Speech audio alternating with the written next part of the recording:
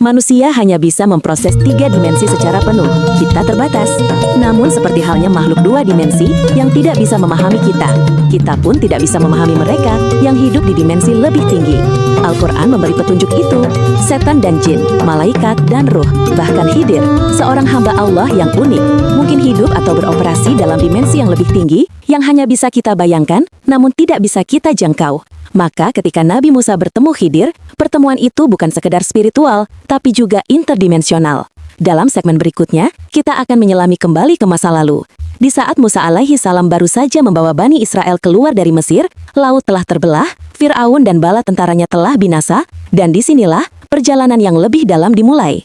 Dari Ubay bin Ka'ab, Rasulullah Shallallahu Alaihi Wasallam bersabda, Musa pernah berdiri dan berkhutbah kepada Bani Israel, lalu ada yang bertanya, siapa orang yang paling berilmu? Musa menjawab, saya. Maka Allah menegurnya, karena dia tidak mengembalikan jawaban itu kepada Allah.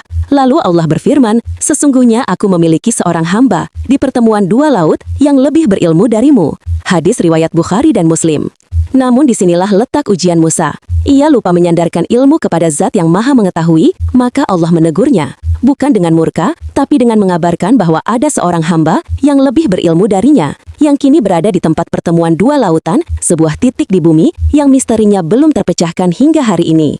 Sebagian ulama menyebutkan, itu adalah wilayah antara Laut Tengah Timur dan Teluk Persia. Namun ada pula pendapat bahwa pertemuan 2 lautan itu bukan sekedar geografis, melainkan juga metafisik, tempat di mana 2 dunia bersinggungan.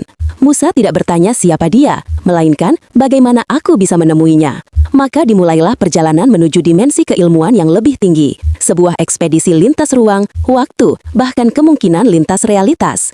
Dalam surah Al-Kahfi ayat ke-60, Allah menyebutkan kata fata. Banyak ulama menyepakati, ia adalah Yusha bin Nun, murid muda Nabi Musa. Namun kata ini juga berarti, pemuda, pelayan, murid spiritual.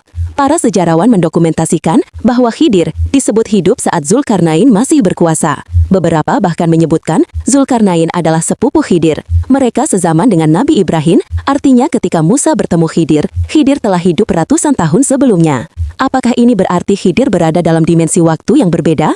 Dalam surah Al-Kahfi ayat 61, Allah berfirman, maka tatkala mereka sampai ke pertemuan 2 laut, mereka lupa ikan mereka, lalu ikan itu mengambil jalannya ke laut itu dengan cara yang ajaib.